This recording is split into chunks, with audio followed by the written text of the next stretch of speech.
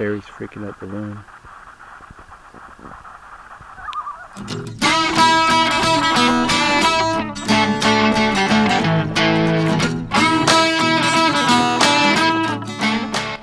Hey guys, we've decided to spend 2 nights here. Let me show you around.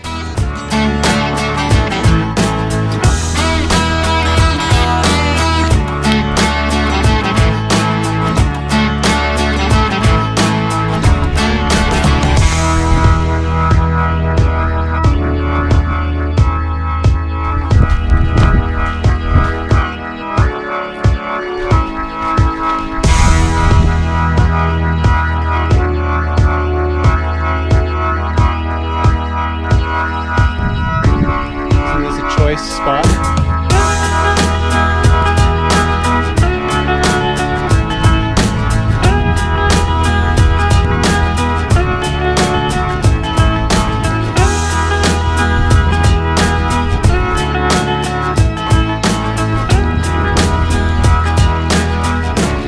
But I gotta show this to you. This is absolutely stupid. Why do people do this? All kinds of work to create a barrier for wind. I don't know what this is for. Look at this. Look how flimsy this is. Do you want a campfire like that? Why would you put a roof on your campfire? I don't get that. I don't get that at all. This actually angers me a little bit. And the mess in there. Look at the excuse my language. Cigarette butts, garbage. If we stay here, I'm going to clean this up. What you want is a nice back, one of these rocks in the back, and the air will come in and follow up that rock. More engineering mysteries.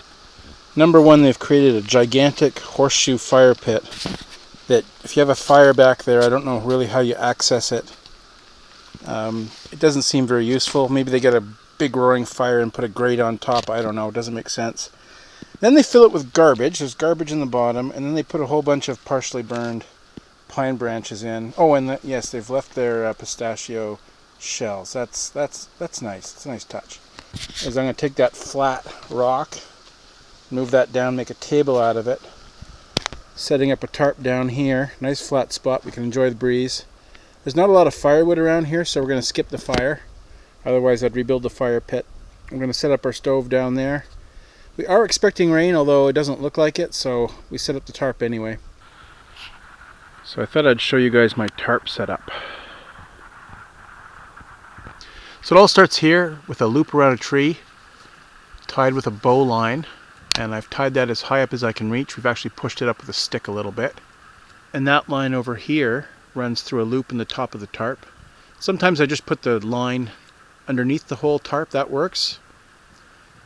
This usually sheds water a little bit better. This is a line you want really, really tight, so this end has a trucker's hitch tied so I can pull that really, really taut. That goes up first. Then the corners are tied with 2 half hitches on the corners. And I use a taut line hitch to secure the tarp to nearby trees. It's a good knot because it can be loosened or tightened with very little effort. So if I want to, I can loosen this and lower that should a storm roll in.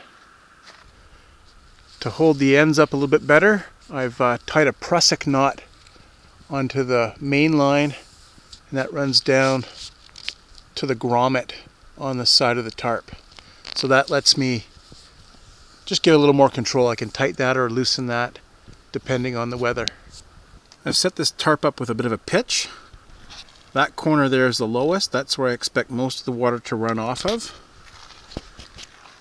I've built a little table here with some stones and wood that I found on site, and that is just under the corner. So the drip line should be just outside of that, and that should give us lots of livable space underneath the tarp to stay in the shade or to stay out of the rain.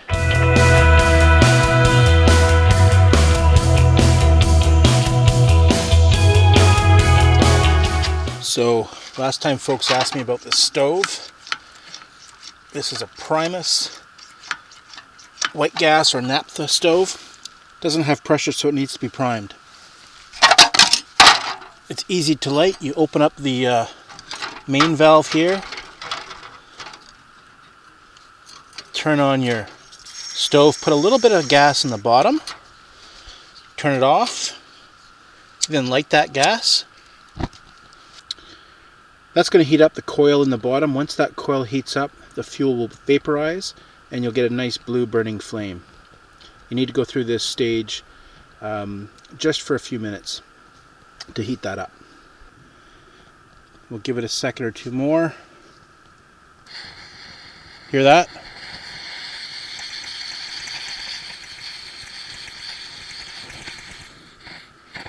There you go, nice blue flame.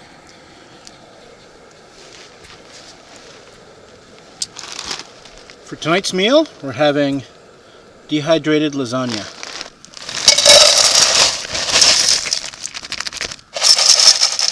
Put that in the pot, stir it around, throw that on, and quickly add some water. I'm going to add enough to cover that. People ask, how much water do you put in? I add enough to cover the meal. Put a lid on that, and I'll turn the heat up. That's boiling nicely. So I'm going to take that off and put it in a pot cozy. Use my gloves. I'm going to take this pot, put some hot water on, and I'll put a cozy lid. There you go, I'll put that in a safe place. Let's get this lasagna on the go.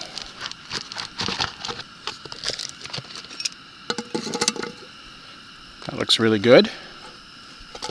Just going to finish it with some fresh Parmesan cheese. Gonna mix that up. Oh yeah, that looks perfect.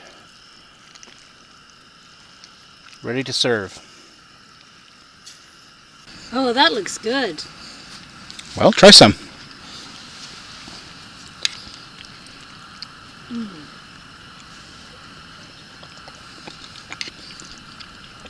How does that compare to real lasagna? It's pretty close. It's good.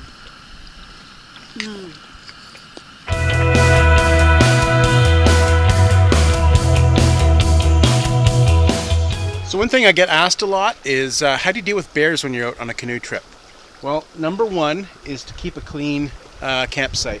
You'll notice that our kitchen is all clean. As soon as we're done the meal, we wash everything up, leave it to dry. There's no messes, there's no spills on the ground. And over here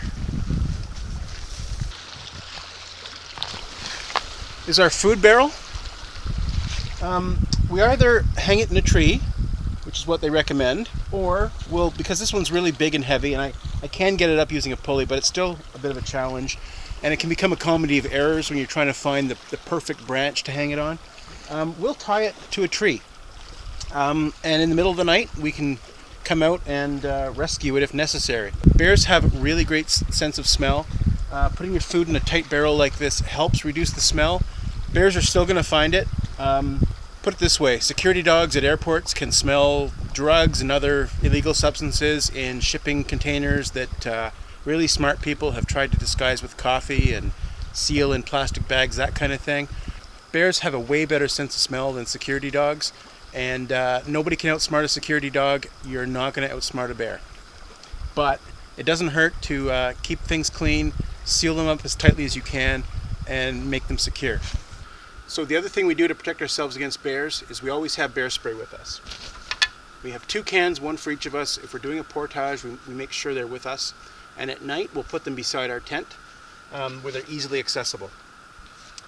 These are in Velcro pouches, and they've got a little safety gadget. You pull that off and you press this trigger and bear spray will come out. The spray is a pepper spray which will burn the bear's eyes and give them lots of discomfort and make them want to go away. If nothing else, it'll give you a chance to get away.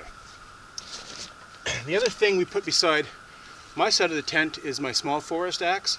It's very sharp, and as a last resort, if we had to actually fight the bear, this would give me a little more of an advantage than my bare hands. And on Carrie's side, because we don't have two axes with us, we put a paddle so she's got something to defend herself with as well and give her some reach. The last thing we have is a set of flares and bear bangers.